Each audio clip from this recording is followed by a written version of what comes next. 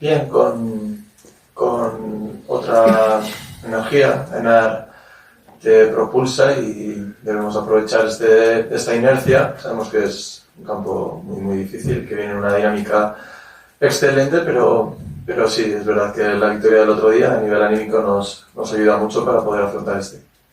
Alberto. Buenas tardes, míster. Alberto Leo para Matas Gigantes. Después de una semana en el exilio de las Rozas, ¿cómo ha sido la semana de entrenamiento? Y si, hombre, siempre es complicado el salir de tu zona de confort, de tu propia ciudad deportiva. En el fondo es un poco alivio para el grupo que haya estado un poco alejado de ruidos de comunicados, césped, etcétera, etcétera. A ver, para mí hay dos partes. Una, lo dije en el postpartido del Leganés, creo que fue ahí. Creo que no debemos aislarnos. Lo que se suele decir, hay que aislar al equipo de lo que sucede para poder obtener rendimiento. Creo que no es algo que haya que hacer en el Rayo Vallecano. Uno no debe estar aislado de lo que sucede alrededor. Creo que es bueno que nos empapemos de cuál es la situación deportiva, social e institucional y a partir de ahí, lo dije, intentar dialogar para tender puentes, mejorar y que todo el mundo mejore su situación. Después, entrenar en un campo en condiciones, ¿no?, el que hemos tenido en la ciudad deportiva, ayuda a que el jugador esté mejor, entrene mejor, el ánimo suba y poco a poco la rueda va deslizándose hacia una dinámica muy positiva. Están siempre como disponer de un campo en condiciones para que los jugadores se evadan un poco de estos problemas estructurales que tenemos. Buenas, míster. José Palacio para la cadena SER. Ayer fue noticia la resolución del juez único sobre el Rayo Oviedo y ahí descubrimos algunas cosas bastante sorprendentes. Por ejemplo, que el Rayo estaba dispuesto a jugar el partido, o al menos el club, porque los jugadores y tú sacasteis un comunicado unas horas antes diciendo que no se podía jugar en Vallecas, pero el Rayo insistía que sí se podía jugar en Vallecas ese Rayo Oviedo, y luego que el campo alternativo que tiene el Rayo Vallecano para jugar sus partidos es precisamente el campo 5 de la Ciudad Deportiva, en el que no podéis entrenar, no pudisteis hacer la pretemporada y tuvo una nueva mitad de temporada. No sé a ti qué te dice todo eso cuando tú insististe aquí la semana pasada en que el Rayo Oviedo no se podía jugar en Vallecas. Bueno, a ver, yo voy a hablar de lo que sé. A nivel jurídico no tengo absolutamente ni idea y, como siempre, confiaremos en que la justicia prevalezca, y si la justicia dice que el Oviedo es merecedor de 3 puntos porque ha habido una negligencia, porque el Rayo no ha estado a la altura, porque X, pues tenemos que aceptar. Después, de lo que yo sé, lo que os puedo decir es que nosotros fuimos a entrenar el día anterior al estadio de Vallecas, no se podía ni caminar. Al día siguiente a nosotros se nos comunica que se ha suspendido el partido y nosotros no aparecemos en el estadio. La semana siguiente nosotros vamos a ver el estadio y el estadio no está bien, no es un estadio, no es un césped que esté bien, pero sí creía yo, y así mostré mi opinión, que estaba apto para jugar, sabiendo que no está bien.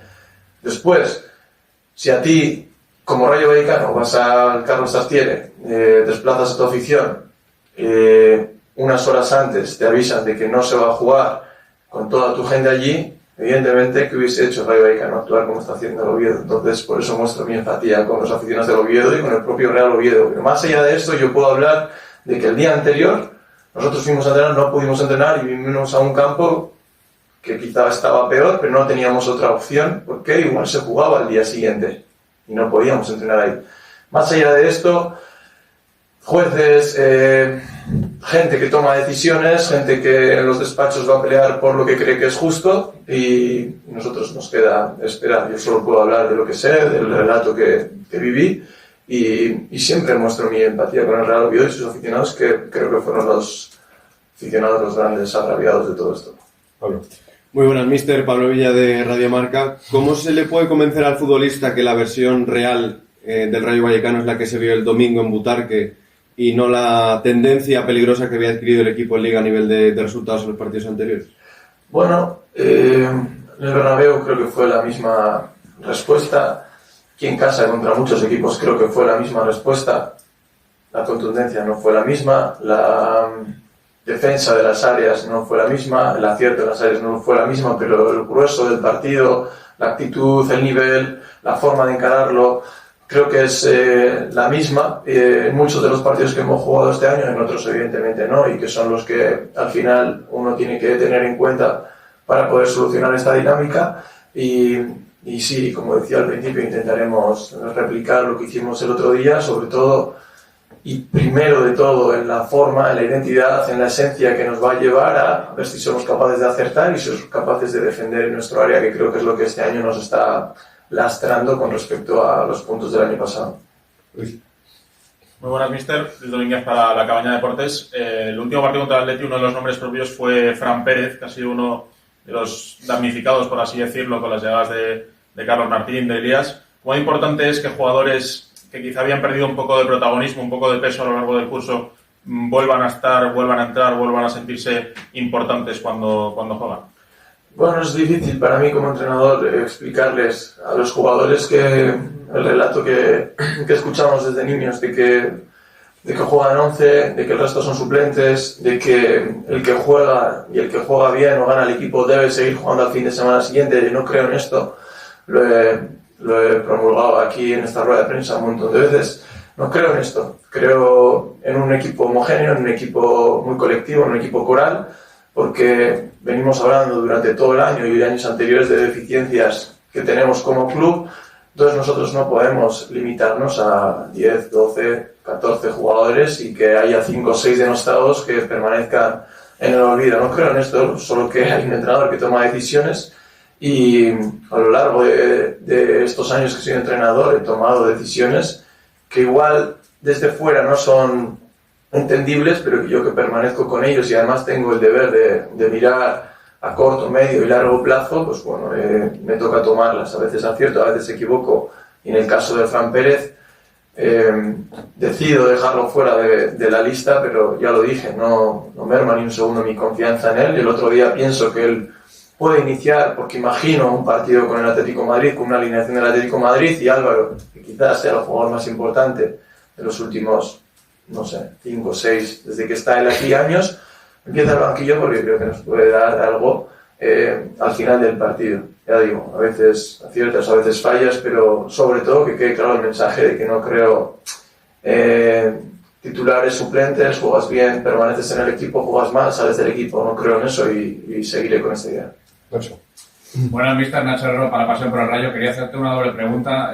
No sé si tienes como yo el recuerdo del partido de ida en el que quizá el fútbol de los dos equipos estuvo un poco por debajo de las expectativas del juego que suelen generar. ¿Qué más puede hacer el Rayo para hincarle el diente a este Betis? Y bueno, publicábamos el otro día que en Primera División te has convertido ya en el tercer entrenador del Rayo, superando a Andoni, y precisamente contra el Betis vas a superar al segundo, o igualarlo, perdón, a Juan de Ramos. ¿Qué te dice eso de siendo un debutante como eres en los banquillos y en la primera categoría? Gracias. Bueno, no conocía el dato, me gusta superar a Andoni, tenemos siempre esos piques desde niños, de ping-pong y cosas de estas, bueno, luego le escribiré. Y bueno, muy contento, muy feliz. Este tipo de datos, más allá de lo que es estrictamente el número, me pone contento porque la historia del Rayo es preciosa, la han habitado entrenadores, jugadores y afición durante tiempo. Y bueno, estar en esos niveles me hace ver que mi dedicación tiene sentido y sobre todo que igual que los jugadores necesitamos homogeneidad y ayuda y colectivismo, pues en este caso para yo cumplir estos partidos no podría ser de otro modo. Y estoy de acuerdo en el análisis que haces del partido de ida, lo vimos esta semana, lo vi tranquilamente, tenía la sensación de que habíamos jugado mejor de lo que luego cuando vi el partido jugamos. Creo que está bien jugado, pero creo que no estuvimos finos. Creo que hubo fases del partido en el que con un poco más de serenidad hubiésemos encarado mejor, sobre todo el último tercio, y vamos a necesitar eso. Primero, cuando juegas contra estos equipos y más fuera de casa, tienes que defender excelente, siempre digo lo mismo, pero es así. Mantenerte en el partido y después no tener temor, desinhibirte y saber que son jugadores muy buenos, pero que los que les puedes hacer mucho daño siempre y cuando tú te muestres, te expongas y muestres tus virtudes. Buenas, Íñigo. Jorge Lloret para Unión Rayo. Teniendo en cuenta el partido en Butarque, toda esta semana entrenamientos en la Ciudad del Fútbol de Las Rozas, ¿Cómo afecta eso al equipo? No sé si tenéis esa sensación de perder un poco la normalidad de venir a entrenar aquí a la ciudad deportiva y salir de todo eso durante una semana. ¿Cómo haces para que no os afecte y qué mensaje le lanzas al equipo para mantener la concentración? A ver, tenemos un recorrido de unos 2 años en el que uno de mis mensajes cuando llegué fue ese, lo he repetido aquí, no quiero reiterar siempre lo mismo, pero creo que es bueno como entrenador del Rayo Vallecano. Si me pidieran consejo diría que no se quejen, que no haya excusas, que vayan hacia adelante a pesar de las adversidades que vas a encontrar, que las vas a encontrar.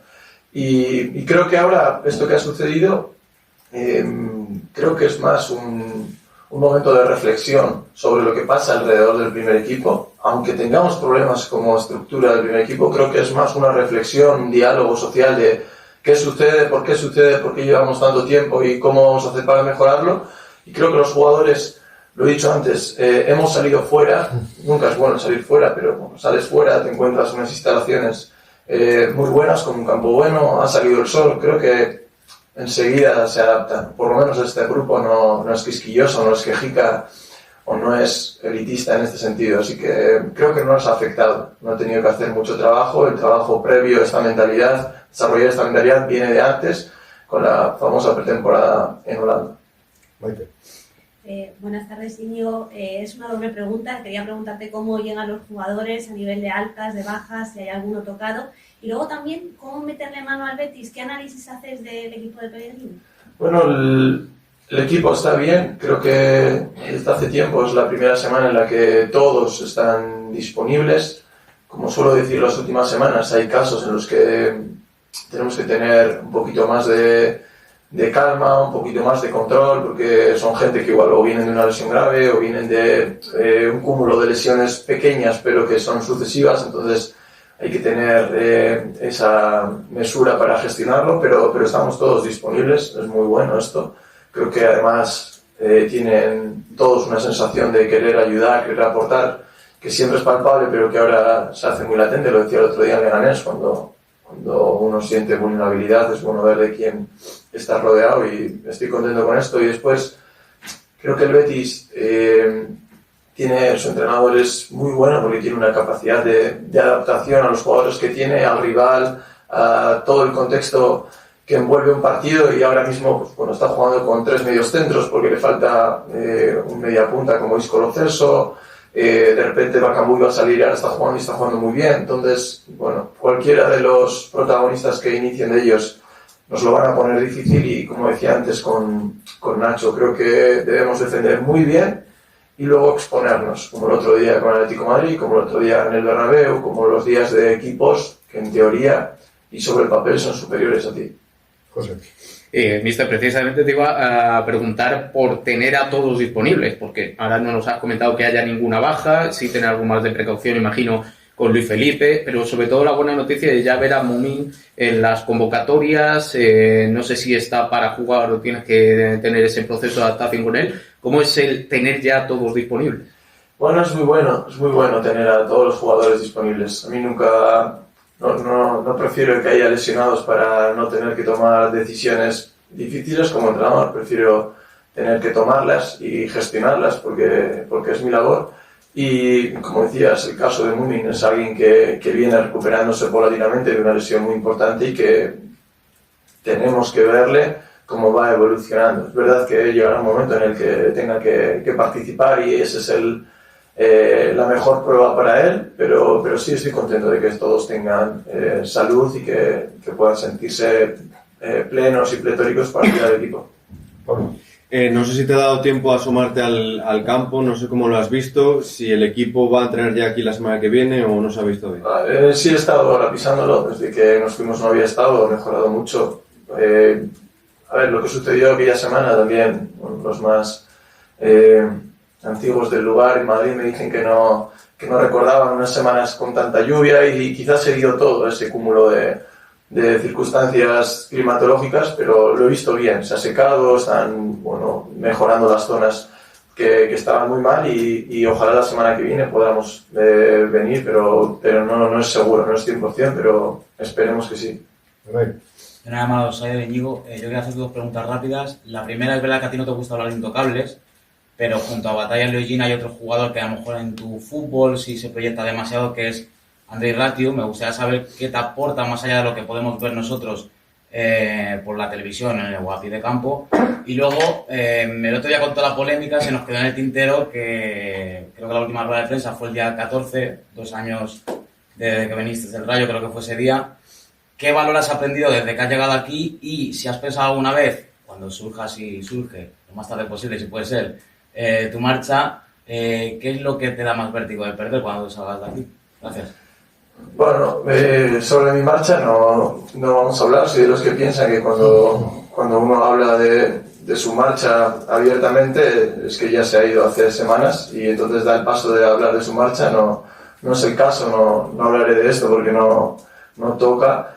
Después, sobre los 2 años en Vallecas, hiciste referencia creo que a los 90 partidos y lo dije, he disfrutado las derrotas menos porque te vas a casa mal y las victorias porque para mí como entrenador es un placer entrenar al Rayo, ir a Vallecas, ver el ambiente, todo esto lo disfruto muchísimo. Entonces, bueno, no tengo una palabra para definirlo, pero siempre digo lo mismo, que es una deuda emocional constante, que es difícil solventar y que es lo que cada día que vienes aquí o cada partido que juegas intentas entregar algo a tus jugadores para que ellos a la afición se lo devuelvan. Es difícil estar a la altura, pero lo vamos a seguir intentando. Y sobre Andrei, Andrei tiene una cosa muy buena, muchas muy buenas, pero tiene una cosa muy buena en el fútbol de hoy en día que es desde atrás es capaz de eliminar jugadores y romper líneas. Hoy en día en el fútbol que se va construyendo poco a poco y por las características de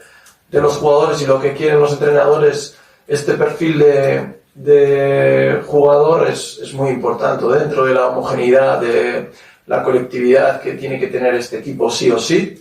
Necesitamos otros jugadores que sean un poco almas libres, que tengan un poco de fantasía y Andrei en este caso la tiene, que es cierto que la tengo que controlar porque a todo el mundo le gusta cuando sale bien, pero hay que saber canalizarlo. Pero yo creo que es el factor diferencial que nos aporta como jugador. Última, por favor. Sí, mister, no sé si has podido ver una reflexión que dejó ayer Eder Sarabia después de rueda de prensa, un poco en relación a la sanción de Matías Almeida. Dijo que normalmente cuando los entrenadores o los jugadores se quejan por el arbitraje, se quejan porque les ha perjudicado, pero que realmente no se busca justicia, sino que buscan que favorezcan a los clubes. No sé si estás de acuerdo con sus palabras, si has podido ver la reflexión y si compartes un poco esto que dice Eder. No la he escuchado, pero sí que tengo la sensación que con los entrenadores... No, porque solamente... Con los entrenadores y no porque sea entrenador, cuando era jugador lo ve y un aficionado lo puede ver, creo que la contundencia en las sanciones es para mí desmedida. No sé lo que ocurrió con Matías Almeida, otros casos, pero creo que ese es muy contundente en la grada. O sea, en la banda muchas veces vemos entrenadores que protestan, quizá iradamente, pero creo que no es suficiente como para ser expulsados. Siempre hablo del estamento arbitral, que lo respeto, pero sí que creo que habría que bajar un poco la contundencia con la que se sancionan a los entrenadores. Repito, no sé lo que ocurrió el otro día en Sevilla, he visto alguna imagen, pero no estoy puesto, pero bueno, te preguntas y creo que sería justo tratar al entrenador como a los jugadores en cuanto a la expresión de las tarjetas amarillas o las sanciones. Aquí acabamos, gracias. Gracias a todos. Gracias, maestro. Buen viaje.